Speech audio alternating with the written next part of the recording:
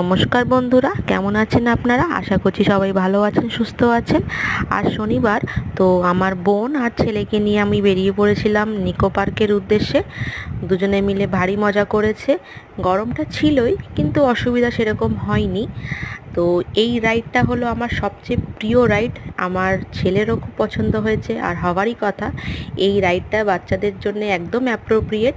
এই রাইডটাতে মানে দেখানো যায় যেটা একদম পৃথিবীর শুরুর থেকে নিয়ে এখন অবধি যেই পরপর চলে এসছে সেটা কীরকম ছিল, এই দৃশ্যটাই তুলে ধরেছে। যেরকম আগে ডাইনোসরদের যুগ ছিল, তারপরে একটুখানি উন্নত হয়েছে, তারপরে কি হয়েছে সেটাই দেখিয়েছে।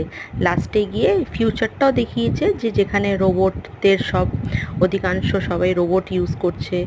তো ছেলে আমার খুব মজা পেয়েছে এই রাইডটা চেপে। আর বড়দেরও বেশ ভালো লাগবে, শুধুমাত্র বাচ্চাদের জন্যে না, বড়রাও খুব মজা পাবে।